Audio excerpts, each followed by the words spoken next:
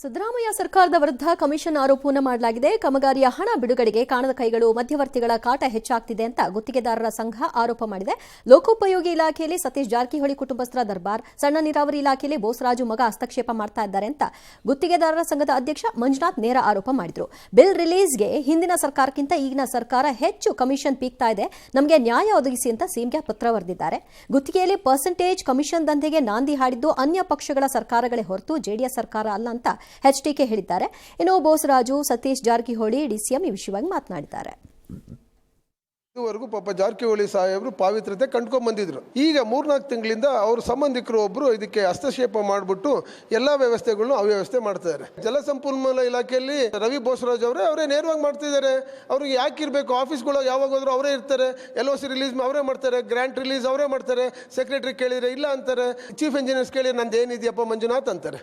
ಯಾರು ಹಸ್ತಕ್ಷೇಪ ಪ್ರಶ್ನೆ ಬರೋದಿಲ್ಲ. ಪ್ರೂವ್ ಮಾಡಬೇಕಾದ್ರೆ ಬರಬೇಕಲ್ಲ, ಬಂದು ಮಾತಾಡ್ತೀನಿ ನಾನು ಕೂಡ. ಅವ್ರು ಏನು ಆವೇಶದ ಬಗ್ಗೆ ಹೇಳ್ತಾರೋ, ಎಲ್ಲಿ ತಪ್ಪು ತಿಳ್ಕೊಂಡ್ರು, ಎಲ್ಲಿ ತಿಳ್ಕೊಂಡು ನಾನು ಅವ್ರ ನಿರ್ಧಾರ ನಾನು ಹೇಳ್ತೀನಿ. ಅವ್ರು ರಿಸೈನ್ ಮಾಡ್ತೀರಾ ಸರ್? ನನಗೆ ದಾಖಲೆ ಆಮೇಲೆ ಹೇಳ್ತೀನಿ ಏನು ಮಾಡ್ಬೇಕು ಅಂತ ನಾನು ಹೇಳ್ತೀನಿ. ನಾನು ಏನು ಕಾಣದ ಕೈ ಎಲ್ಲ ಕಾಣ್ತಾವೆ ನಮ್ಮಲ್ಲಿ, ಮುಚ್ಚಿಡೋಂಥ ಎಲ್ಲ ಕಾಣುವಂಥ ಕೈ ಅದಾವೆ, ಇಲ್ಲೇನಿಲ್ಲ.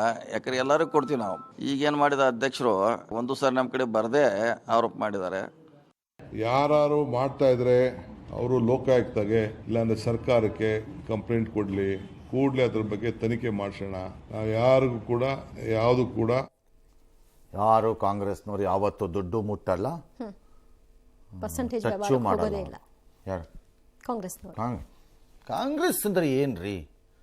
ಗಾಂಧೀಜಿ ಹಾಕಿಕೊಟ್ಟ ದಾರಿಯಲ್ಲಿ ಸಾಗುವಂತಹ ನಿಯತ್ತಿನ ನಾಯಕರುಗಳು. ಹಂಗೆಲ್ಲ ಮಾತಾಡಿ ನೀವು ಅವಮಾನ ಮಾಡಬಾರ್ದು 100 ಚಿಲ್ಲರೆ ವರ್ಷದ ಪಕ್ಷಕ್ಕೆ. ಅವರ ಸರಳ ಜೀವನ, ಸರಳವಾಗಿರೋವರ ಕುಟುಂಬಗಳು, ಅವರ ಆಸ್ತಿಗಳು, ಅವರ ನಡವಳಿಕೆಗಳು ಇವೆಲ್ಲ ನೋಡಿದ್ಮೇಲೆ ನಿಮ್ಗೆ ಅರ್ಥ ಆಗಬಾರ್ದಾ?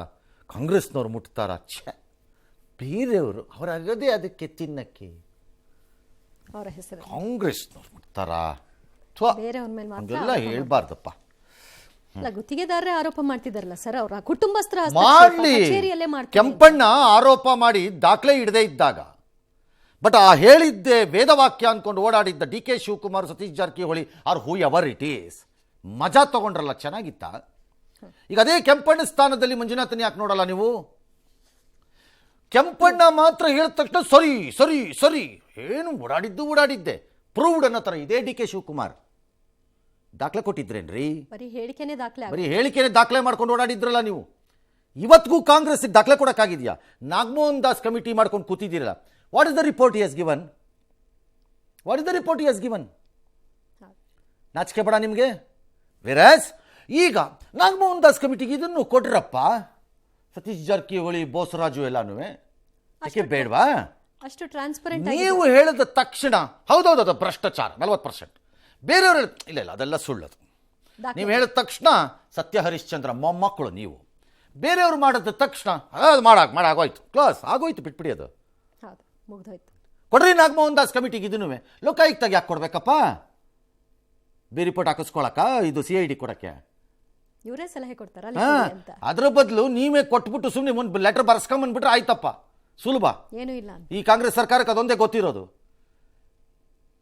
ತಿಂತಾ ಇರೋದು ಹೇಸಿಗೆನ, ಮಾತಾಡ್ತಿರೋದು ಪವಿತ್ರದ ಟಾಕನ್ನು. ಯಾಕೆ ಕೊಡಿ ಇದನ್ನು ನಾಗಮೋಹನ್ ದಾಸ್ ಕಮಿಟಿ, ನೋಡ್ತೀನಿ. ಸೇಮ್ ಆರೋಪ, ಸೇಮ್ ಗುತ್ತಿಗೆದಾರರು. Bosaraj, I don't know what is this minister.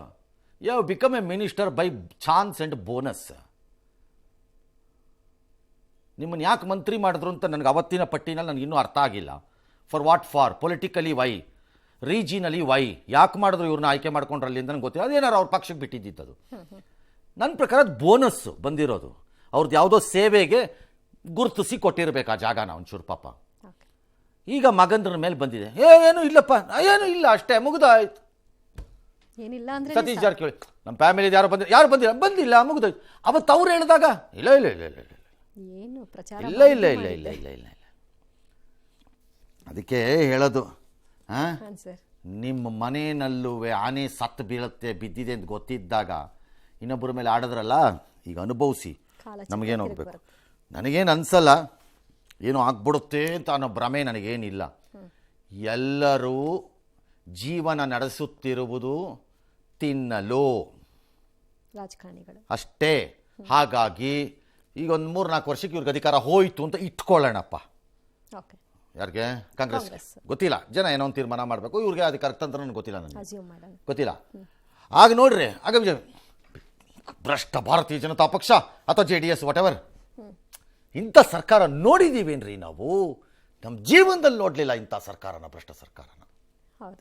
ಹಬಾ ಬಾ ಬಾ ಬಾ ಬಾ, ಪ್ರಾಣ ತಿಂತಿದ್ದಾರೆ ಜನಕ್ಕೆ ಅನ್ನೋ ಸ್ಟೇಟ್ಮೆಂಟ್ ಕೊಟ್ಕೊಂಡು ಸಿದ್ದರಾಮಯ್ಯ, DK ಶಿವಕುಮಾರ್, ಸತೀಶ್ ಜಾರಕಿಹೊಳಿ, ಇದು ಪರಮೇಶ್ವರು ಮತ್ತು ಪುಕ್ಕಲ ಮಂತ್ರಿ ಇವರೆಲ್ಲ ಓಡಾಡ್ತಿರ್ತಾರೆ. ಅದೇ ಅವತ್ತಿಂದ ಅವರ ಆಹಾರ. ಎಸ್. ಕರ್ನಾಟಕ ಭ್ರಷ್ಟಾಚಾರದಲ್ಲಿ ನಂಬರ್ 1 ಅನ್ನು ಶಾಸಕ ಬಸವರಾಜ ರಾಯರೆಡ್ಡಿ ಹೇಳಿಕೆ ಕಾಂಗ್ರೆಸ್ ಸರ್ಕಾರಕ್ಕೆ ಮುಜುಗರವನ್ನ ತರ್ತಾ ಇದೆ. ಬಿಜೆಪಿ ಮುಖ್ಯಮಂತ್ರಿ ಟಾರ್ಗೆಟ್ ಮಾಡಿಕೊಂಡು ರಾಜೀನಾಮೆಗೆ ಒತ್ತಾಯಿಸಿದ್ದಾರೆ. ಬಸವರಾಜ ರಾಯರೆಡ್ಡಿ ಯೂ ಟರ್ನ್ ಹೊಡೆಯುವ ಅಗತ್ಯ ಇಲ್ಲ, ಅವರು ಸತ್ಯವನ್ನೇ ಹೇಳಿದ್ದಾರೆ ಅಂತ HD ಕುಮಾರಸ್ವಾಮಿ ಅವರು ಹೇಳಿದ್ದಾರೆ. ಇನ್ನು ರಾಯರೆಡ್ಡಿ ಹೇಳಿಕೆಯಿಂದ ಸರ್ಕಾರಕ್ಕೆ ಮುಜುಗರ ಆಗಿದೆ ಅಂತ ಸತ್ಯವನ್ನ MB ಪಾಟೀಲ್ ಒಪ್ಪಿಕೊಂಡಿದ್ದಾರೆ. ಕ್ರಮದ ಸುಳಿವನ್ನು ಕೂಡ ಕೊಟ್ಟಿದ್ದಾರೆ. ಆದರೆ ಇದು ಅವರ ಜನರಲ್ ಸ್ಟೇಟ್ಮೆಂಟ್ ಅನ್ನೋದು ಸತೀಶ್ ಜಾರಕಿಹೊಳಿ ಅವರ ಅಭಿಪ್ರಾಯ. ರೆಡ್ಡಿ ಅವರು ಸತ್ಯವನ್ನ ಮಾತನಾಡ್ತಾರೆ. ಅಭಿವೃದ್ಧಿಗೆ ಹಣ ಕೊಡ್ತಾ ಇಲ್ಲ. ಇವತ್ತು ಭ್ರಷ್ಟಾಚಾರದಲ್ಲಿ ನಂಬರ್ 1 ಸ್ಥಾನಕ್ಕೆ ತಲುಪಿದೆ ಇಡೀ ದೇಶದಲ್ಲಿ ಕರ್ನಾಟಕ ಅಂತ ಹೇಳಿದ್ರೆ ಅದರ ಕೀರ್ತಿ ಸಿದ್ದರಾಮಯ್ಯ ಮುಖ್ಯಮಂತ್ರಿಗಳಿಗೆ ಸಲ್ತದೆ. ಸ್ವತಃ ಮುಖ್ಯಮಂತ್ರಿಗಳ ಆರ್ಥಿಕ ಸಲಹೆಗಾರರೇ ಭ್ರಷ್ಟಾಚಾರದಲ್ಲಿ ನಂಬರ್ 1 ಅಂತೇಳಿ ಈ ಸರ್ಕಾರದ ಮೇಲೆ ಹೊಗಳಿಕೆಯನ್ನು ಅವ್ರು ಮಾಡಿದ ನಂತರ ನಿಜವಾಗಿ ಸಿದ್ದರಾಮಯ್ಯನವರಿಗೆ ರಾಯರೆಡ್ಡಿ ಅವರಿಗೆ ಕೇಳಬೇಕು, ಯಾರ್ಯಾರು ಭ್ರಷ್ಟಾಚಾರದಲ್ಲಿ ಇನ್ವಾಲ್ವ್ ಆಗಿದ್ದಾರೆ, ಅವ್ರಿಗೆ ಏನೇನು ಮಾಹಿತಿ ಇದೆ ಅಂತ ಹೇಳಿ ರಾಯರೆಡ್ಡಿ ಅವರಿಗೆ ಕೇಳಬೇಕು. ನಿಶ್ಚಿತವಾಗಿ ಮುಜುಗರ ಅನಿಸ್ತದೆ. ಸ್ವತಃ ಮುಖ್ಯಮಂತ್ರಿಗಳ ಸಲಹೆಗಾರರಾಗಿರೋರೇ ಹೇಳಿದ್ದಾರೆ ಅಂದ ಮೇಲೆ ಇನ್ನೇನು ಹಾಗಾಯ್ತು. ಹೌದು, ಮುಖ್ಯಮಂತ್ರಿನೇ ಯತ್ನಾಳ್ ಹೇಳಿದಾಗ ಅದವ್ರ ವೈಯಕ್ತಿಕ. ಸ್ವತಃ ನಿಮ್ಮ ಪಕ್ಷದವರೇ ಅವತ್ತಿನ ದಿನ ಕೇಂದ್ರ ಮಂತ್ರಿ ಆಗಿದ್ದವರು, ನಿಮ್ಮ ಪಕ್ಷದ ಹಿರಿಯ ನಾಯಕರು, ನಿಮ್ಮದೇ ಶಾಸಕರು ಅವರು ಹೇಳಿದಾಗ ಸುಳ್ಳು. ಅವ್ರ ಪರ್ಸನಲ್ ಸ್ಟೇಟ್ಮೆಂಟ್. ಪರ್ಸನಲ್ ದಾಖಲೆ ಇದ್ರೂ ಕೊಡ್ಬೇಕಪ್ಪ, ರಾಜೀನಾಮೆ ಕೊಟ್ಬಿಡ್ತಿದ್ವಿ. ದಾಖಲೆ ಇದ್ರೂ ಕೊಡ್ಬೇಕು ಅಷ್ಟೇ, ಎಲ್ಲದಕ್ಕೂ ಒಂದು ಹೇಳಿ ದಾಖಲೆ ಬೇಕು ಎಲ್ಲದಕ್ಕೂ. ಭಾರತದ ರಾಜಕಾರಣಿಗಳನ್ನ ದಾಖಲೆಯಲ್ಲಿ ಭ್ರಷ್ಟಾಚಾರದಲ್ಲಿ ಇನ್ನು ಮುಂದಕ್ಕೆ ಯಾವನಾದರೂ ಹಿಡಿದು ಬಿಟ್ರೆ ಅವನಿಗೆ ನೊಬೆಲ್ ಪಾರಿತೋಷಕ ಕೊಡಬೇಕು ದಾಖಲೆಯಲ್ಲಿ. ಯಾವನಾದರೂ ಮುಂದಿನ ದಿನಗಳಲ್ಲಿ ಭಾರತದ ರಾಜಕಾರಣಿಗಳನ್ನ ಭ್ರಷ್ಟತೆಯಲ್ಲಿ ದಾಖಲೆ ಸಮೇತ ಹಿಡಿದು ಬಿಟ್ರೆ ಆ ಹಿಡಿದವನಿಗೆ ನೋಬೆಲ್ ದೇಶವ್ಯಾಪಿ ಸನ್ಮಾನಗಳನ್ನ ಮಾಡಿ ನೊಬೆಲ್ ಅನ್ನು ಕೊಡಬೇಕು. ಸಾಧ್ಯನೇ ಇಲ್ವಾ? ಸಾಧ್ಯನೇ ಇಲ್ಲ, ಸಾಧ್ಯನೇ ಇಲ್ಲ. ಗೊತ್ತಾಗಲ್ವಾ ಸರ್? ನೋ, ಅವ್ನು ಫೂಲ್ ಅಷ್ಟೇ. ಅವನು ಸಿಗಾಕೊಂಡ್ರೆ ಅದರ ಮೇಲೆ ಫೂಲ್ ಅವನು. ಬಿಕಾಸ್ ಆಫೀಸರ್ಸು ವ್ಯಾಪಾರ ಮಾಡ್ಕೊಂಡು ಆಗೋಗಿದೆ. ಪೊಲಿಟಿಷಿಯನ್ಸು ಆಫೀಸರ್ಸು ಪೋಸ್ಟಿಂಗ್ಸನ್ನು ಅವರ ಜೀತಕ್ಕೆ ಅವ್ರು ರೆಡಿ ಇದ್ದಾರೆ. ಅವ್ರು ಎಷ್ಟು ಹಣವನ್ನು ಹಾಕಿದ್ದಾರೋ ಅದನ್ನು ಅವ್ರು ಮಾಡ್ಕೋಬೇಕು, ಮಾಡ್ಕೊಂಡಿದ ಮೇಲೆ ಇವ್ರಿಗೆ ಸಲ್ಲಿಸಬೇಕು. ಹಾಗಾಗಿ ಅದೆಲ್ಲ ಒಂದು ಗ್ರೂಪ್ ಆಗಿದೆ. ಅದು BJPಗೂ ಹೌದು, ಕಾಂಗ್ರೆಸ್ಗೂ ಹೌದು. ಮೋದಿನೂ ಬುರ್ಡೆ ಬಿಡೋದು ಬೇಡ. ಈಗ ಈ ಘನತೆ ವೆತ್ತ ರಾಹುಲ್ ಗಾಂಧಿ ಬೇಡ, ಬುರ್ಡೆ ಸುಮ್ಮನೆ. ನಮಗೆ ಗೊತ್ತಿದೆ ಕತೆ ಏನು ಅಂತ. ಎಲ್ಲರೂ ಯಾವನಾದ್ರೂ ದಾಖಲೆ ಸಮೇತ ತೋರಿಸ್ಗಿರಿಸ್ಬಿಟ್ರೆ ಈ ದೇಶದಲ್ಲಿ ನೆಕ್ಸ್ಟ್ ನನ್ನ ಪ್ರಕಾರದಲ್ಲಿ ಅವನು ನೊಬೆಲ್ ಕೊಡಲೇಬೇಕು. ನೊಬೆಲ್ ಯಾವುದೋ ಒಂದು ಪ್ರಶಸ್ತಿ ಕೊಡಿ. ನೊಬೆಲ್ ಯಾಕೆ ಪರದೇಶಿ ಇದು ಅಂತ ಬೇಡ, ಬಿಡು. ಪದ್ಮವಿಭೂಷಣ ಕೊಡ್ಬೇಕು ಅವನಿಗೆ. ಓಕೆ, ಸಾಧ್ಯನೇ ಇಲ್ಲ. ಅಷ್ಟು ಚೆನ್ನಾಗಿ ತಪ್ಪಿಸ್ಕೋತಾರೆ. ಮತ್ತೆ ಸತೀಶ್ ಜಾರಕಿಹೊಳಿ ಸರ್, ಅದು ರಾಯರೆಡ್ಡಿ ಅದು ಜನರಲ್ ಸ್ಟೇಟ್ಮೆಂಟ್. ಇನ್ನು ಯಾವ್ಯಾವ ಥರದ ಸ್ಟೇಟ್ಮೆಂಟ್ಗಳಿದೆ ಸರ್? ಆರ್ಡಿನರಿ ಸ್ಟೇಟ್ಮೆಂಟ್ ಯಾವ ಥರ ಕೊಡ್ಸೋಣ ಬೇಕು. ಸ್ಪೆಷಲ್ ಸ್ಟೇಟ್ಮೆಂಟ್ ಅಂದ್ರೆ ಏನು ಸರ್? ಎಕ್ಸ್ಟ್ರಾರ್ಡಿನರಿ ಸ್ಟೇಟ್ಮೆಂಟ್ ಅಂದ್ರೆ ಏನು ಸರ್? ಹೆಂಗಿದೆ ಸತೀಶ್ ಜಾರಕಿಹೊಳಿದು ಲೈಫು? ರಾಯರೆಡ್ಡಿ ಜನರಲ್ ಆಗಿ ಹೇಳಿದ್ದಾರೆ. ಮಂಜುನಾಥ್ ಸ್ಪೆಸಿಫಿಕ್ ಆಗಿ ನಿಮ್ಮ ಮೇಲೆ ಹೇಳಿದಾರಲ್ಲ ಸರ್, ಅದು ಓಕೆ ಇಲ್ವಾ ಸರ್? ಅದು ಸ್ಪೆಸಿಫಿಕ್ ಆಗಿ ಇದೆಯಲ್ಲಪ್ಪ, ಅದೇನು ಜನರಲ್ ಇಲ್ವಲ್ಲ? ಒಪ್ಪನಾಗೆ ಹೇಳಿದ್ದಾರೆ. ನಿಮ್ಮ ಹೆಸರು ಹೇಳಿದಾರಪ್ಪ, ಅದು ಸರಿ ಇಲ್ವಾ? ಅದನ್ನ ಅಲ್ಲಿ ಬಂದ್ರೆ ಸ್ಪೆಸಿಫಿಕ್ ಇಲ್ಲ, ಇಲ್ಲಿ ಬಂದ್ರೆ ಜನರಲ್ಲು. ಎಷ್ಟು ಚೆನ್ನಾಗಿ ಡ್ರಾಮಾ ಮಾಡ್ತಾರೆ. ಭ್ರಷ್ಟ ಭಾರತ, ದಾರಿ ತಪ್ಪಿ ಹದಗೆಟ್ಟು ಹೋಗಿರುವಂತಹ ಪ್ರಜಾಪ್ರಭುತ್ವವೆಂಬ ಸುಳ್ಳಿನ ಮೋಸದ ವ್ಯವಸ್ಥೆ. ಇದರ ಮಧ್ಯೆ ಎಲ್ಲವೂ ಚೆಂದಾಗಿದೆ ಎಂದುಕೊಂಡು ನಾಟಕ ಆಡುತ್ತಿರುವ ರಾಜಕಾರಣಿಗಳು, ಅದನ್ನು ನಂಬಿ ಮುಂದೆ ಸಾಗುತ್ತಿರುವ ಘನತೆವೆತ್ತ ದೇಶದ ಪ್ರಜೆಗಳು ನಾವು. ನಂಬಲೇಬೇಕಲ್ಲ ಸರ್, ಆಪ್ಷನ್ ಇಲ್ಲ. ಇನ್ನು ಬೆಂಗಳೂರಿನ ರೆವಿನ್ಯೂ ಸ್ವತ್ತುದಾರರಿಗೆ ಸರ್ಕಾರ ಗುಡ್ ನ್ಯೂಸ್ ಕೊಟ್ಟಿದೆ. ಏಕನಿವೇಶನ ನಕ್ಷೆ ಮಂಜೂರಾತಿಯ ಅಧಿಕಾರವನ್ನು BBMPಗೆ ಕೊಟ್ಟಿದೆ. ಕೊಟ್ಲಿ, ಒಳ್ಳೇದು. ರೆವಿನ್ಯೂ ಜಾಗದ ಮಾಲೀಕರ ಸಂಕಷ್ಟ ಸ್ವಲ್ಪ ಕಾಲ ಸರಿಯಾಗತ್ತಂತೆ. ಏನು ಸರಿಯಾಗಲ್ಲ, ಬಿಲ್ಡಿಂಗ್ ವ್ಯತ್ಯಾಸ ಆಗತ್ತಪ್ಪ. ಅಲ್ಲ, ಬೇಕು ಕೊಡ್ತಿರ್ಲಿಲ್ವಲ್ಲ ಸರ್? ಅದು ಜನ ಅಲ್ಲಿ ಕಡಿಮೆ ಇದ್ರು ಇಲ್ಲಿ ಸ್ವಲ್ಪ ಜನ ಜಾಸ್ತಿ ಇದ್ದಾರೆ ಅಂತನಾ? ಸರಿ, ಬಿಡಿಯಾಗ ಅಲ್ಲಿಯೋ ತಪ್ಪತ್ತೆ, ಬಿಡಿಯ ಬಿಲ್ಡಿಂಗಿಗೆ ಹೋಗ್ಬಿಡಿ, ಈ ಕಡೆ ಬಿಲ್ಡಿಂಗಿಗೆ ಬನ್ನಿ ಅಷ್ಟೇ. BBMP ರೆವಿನ್ಯೂ ಜಾಗದ ಭೂಪರಿವರ್ತನೆ ಪವರ್ ಬೇರೆ ಕೊಡ್ತಾರಂತೆ. ಯಾರ್ದು ಏನೇನು ಕನ್ವರ್ಟ್ ಮಾಡ್ತಾರೋ ಕಾಪಾಡಬೇಕು, ದೇವರೇ ಕಾಪಾಡಬೇಕು. ಪಾಲಿಕೆಯಲ್ಲಿ ಬಿ ಖಾತಾಗಳಿಗೆ ಕಟ್ಟಡದ ಮಂಜೂರಾತಿ ಸಿಗತ್ತಂತೆ. Very good. ಕನ್ವರ್ಷನ್ ಶುಲ್ಕ ಎಲ್ಲ ಕಟ್ಟಿಸ್ಕೊಂಡು ಕೊಟ್ಬಿಡ್ತಾರಂತೆ. ನೋಡಿಪ್ಪ, ಜನಕ್ಕೆ ನಿಮಗೆ ಸಂತೋಷ ಆಗೋದಾದ್ರೆ ಆಗಲಿ, ನಮಗೇನು ಬೇಡ ಅಲ್ಲ, ಒಳ್ಳೇದಾದ್ರೆ ಹಾಕ್ಕೊಳ್ಳಿ. ಬಟ್ ಒಂದನ್ನು ಜ್ಞಾಪಕ ಇಟ್ಕೊಳ್ಳಿ, ಸುಮ್ಮನೆ ಎಕ್ಸೈಟ್ ಆಗ್ಬಿಟ್ಟು ತಕಪಕ್ಕ ಕುಣಿಗಿಣೋದು ಬಿಡಬೇಡಿ ನಾಳೆ ಬೆಳಗ್ಗೆ ಎಲ್ಲ. ಆಮೇಲೆ ದಕ್ಷಿಣೆ ಮತ್ತು ಪೂಜಾ ವೆಚ್ಚ, ಪೂಜೆಯ ವೆಚ್ಚ ಏನಿದೆ ಅದು ಅಷ್ಟೇ ಇರುತ್ತೆ, ಕೊಡಲೇಬೇಕು. ಅರ್ಥ ಆಯ್ತಾ? ಸ್ವಲ್ಪ ಜಾಸ್ತಿ ಆದರೂ ಆಗಬಹುದು ಪೂಜೆ ವೆಚ್ಚ, ಯಾಕಂದರೆ ಇಲ್ಲಿ ತುಂಬ ಜನ ಇರ್ತಾರೆ ಪೂಜೆಗೆ ಪಾಲ್ಗೊಳ್ಳೋಕ್ಕೆ. ಮತ್ತು ದಕ್ಷಿಣೆ ಇದೆರಡೂ ಅಷ್ಟೇ ಇರುತ್ತೆ. ಕೊಡೋ ಜಾಗ ಕಟ್ಟಡ ವ್ಯವಸ್ಥೆ ಬದಲಾಗತ್ತಷ್ಟೇ, ಸ್ವಲ್ಪ ಬೇಗ ಆಗ್ಬೋದೇನೋ. ಅರ್ಥ ಆಯ್ತಾ?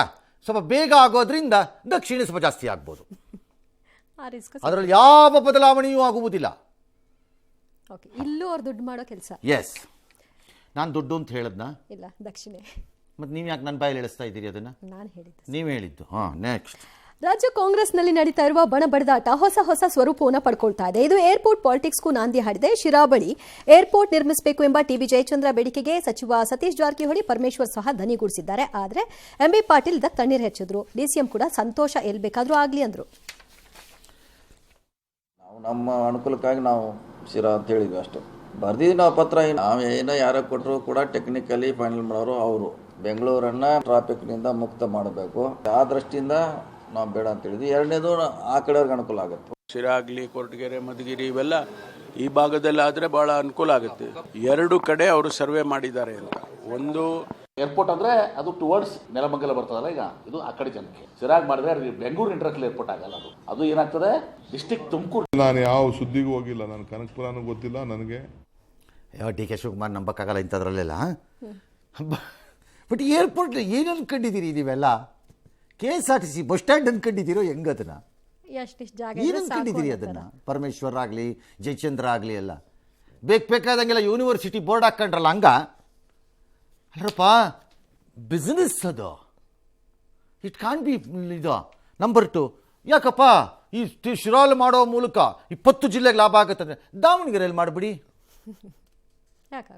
ಹಾಂ, ಹೊನ್ನಾಳಿಯಲ್ಲಿ ಮಾಡೋಣ, ಬೇಡ. ಏನು ಹುಡುಗಾಟ ಆಡ್ತಾ ಇದ್ದೀರಾ? ಮುಂಬೈ ಕರ್ನಾಟಕದ ಭಾಗಕ್ಕೆ ನ್ಯಾಯ ಬೇಡ, ಗೋಕಾಕಲ್ಲಿ ಮಾಡೋಣ, ಸಿಂಧನೂರಲ್ಲಿ ಮಾಡೋಣ, ರಾಯಚೂರಲ್ಲಿ, ಎಲ್ಲಿ ಬೇಕಾದ್ರೂ ಮಾಡೋಣ. ಏನು ಅನ್ಕೊಂಡು ಮಾತಾಡ್ತಿದ್ದೀರಪ್ಪ ಎಲ್ಲರೂ? ಜೋಕ್ ಮಾಡ್ತಾ ಇದ್ದಾರೆ. ಹಣೆ ಬರಹ ನಿಮ್ಮಂಥವ್ರ ಆಡಳಿತಗಳಲ್ಲಿ ನಾವಿನ್ನೂ ಇಲ್ಲೇ ಉಸಿರಾಡ್ಕೊಂಡು ಸಾಯಬೇಕು ಅನ್ನೋದು. ಟ್ಯಾರಿಫ್ ವಿಚಾರದಲ್ಲಿ ಚೀನಾ ಹೊರತುಪಡಿಸಿ ಎಲ್ಲರ ಮೇಲೆ ಟ್ರಂಪ್ 90 ದಿನದ್ದು ತಾತ್ಕಾಲಿಕ ತಡೆ ಕೊಟ್ಟಿದ್ದಾರೆ. ಹಾಗಾಗಿ ಎಲ್ಲ ಸ್ವಲ್ಪ ಉಸಿರಾಡ್ಕತ್ತಿದ್ದಾರೆ. ಏನು ಉಸಿರಾಡ್ಕೊಂಡ್ರೆ ಏನು, ಚೀನಿಯರು ಮಾತ್ರ ನಾವು ಯಾವುದಕ್ಕೂ ಎದರಲ್ಲ, ಹೋಗ್ರೆ ಅದೇನು ಮಾಡ್ತೀರಾ ಮಾಡ್ಕಾಗ್ರೆ ಅಂತಿದ್ದಾರೆ. ಇದು DK ಶಿವಕುಮಾರ್ ಅವರು ಇಂಟರ್ನ್ಯಾಷನಲ್ ಅಫೇರ್ಸಿಗೆ ಬಂದಿದ್ದಾರೆ ಸ್ವಲ್ಪ ಅವರು. ಇದು ಅಮೆರಿಕ ನಿರ್ಧಾರದ ಬಗ್ಗೆ ಕೇಂದ್ರ ಯಾಕೆ ಮಾತಾಡ್ತಿಲ್ಲ ಅಂತ, ಅದು ಮೋದಿ ಅವ್ರಿಗೆ ಫೋನ್ ಮಾಡಿ ಹೇಳ್ತೀವಿ, ನಿಮ್ಮನ್ನು ಕನ್ಸಲ್ಟ್ ಮಾಡಿ ಅಂತ. ಬರ್ತಾರೆ, ಬಂದಾಗ ಯಾವಾಗಲೂ ಒಂಚೂರು ಡೆಲ್ಲಿಗೆ ಹೋದಾಗ ಕನ್ಸಲ್ಟ್ ಮಾಡಿಬಿಟ್ಟು ಒಂಚೂರು ಅಡ್ವೈಸ್ ಕೊಟ್ಟು ಬಂದುಬಿಡಿ. ಇದು ಬೆಳೆ ಹೆಚ್ಚಳದಿಂದ ಸರ ಬಿಡಿ, ಮಾಂಗಲ್ಯ ತೆಗೆದುಕೊಳ್ಳೋಕ್ಕಾಗ್ತಿಲ್ಲ ಅಂತ. ಅದು ನಿಜ. ಅದು ಯಾವ ಬೆಲೆ ಹೆಚ್ಚಳ? ಗೋಲ್ಡ್ ರೇಟ್ನ ಮೋದಿ ಜಾಸ್ತಿ ಮಾಡ್ತಾರ? ಇಂಟರ್ನ್ಯಾಷನಲ್ ಮಾರ್ಕೆಟ್ ರೇಟನ್ನು ಗೋಲ್ಡನ್ನು ಯಾವನು ಡಿಸೈಡ್ ಮಾಡೋನು? ಮೋದಿನ? ನೀವು ಮಾಡಿರೋ ಬೆಲೆ ಹೆಚ್ಚಳದಿಂದ ವಿಷ ಯಾವತ್ತು ತಗೋಬೇಕು ಅಂತ ನಾವು ಪ್ಲ್ಯಾನ್ ಮಾಡ್ತಾ ಇದ್ದೀವಿ. ದಿನಕ್ಕೆ ಒಂದೊಂದು ಉಡಾಫೆ ಮಂತ್ರಿಯಾಗಿ ಬಾಯಿಗೆ ಬಂದಂಗೆ ಉತ್ತರ ಕೊಡ್ತೀರಿ ಅದಕ್ಕೆ. ಇನ್ನೊಬ್ಬರಿಗೆ ಬೆಲೆ ಹೆಚ್ಚಳದಿಂದ ಮಾಂಗಲ್ಯ ತಗೊಳ್ಳೋದಕ್ಕೂ ಕಷ್ಟ ಆಗ್ತಿದೆ. ಯಾವನು ಡಿಸೈಡ್ ಮಾಡೋದು ಗೋಲ್ಡ್ ರೇಟನ್ನು? ಮೋದಿನಾ? ನಮ್ಮ ಅವಧಿಯಲ್ಲಿ 2800 ಇತ್ತು, ಈಗ 42,000 ಮಾಡಿಟ್ಟಿದ್ದಾರೆ. ಹಾಂ, ಬೇರೆಯವ್ರ ಅವಧಿಯಲ್ಲಿ ಬೇರೆನೂ ಇತ್ತು. ಸುಮ್ಮನೆ ಅದಕ್ಕೆ ಹೇಳೋದಪ್ಪ, ಬಿಡ್ರಿ, ಏನೋ ಒಂದು ಒಟ್ಟಲ್ಲಿ ಹಾಳಾಗಿ ಹೋಗ್ಲಿ ಯಾವನಿಗೆ ಬೇಕು.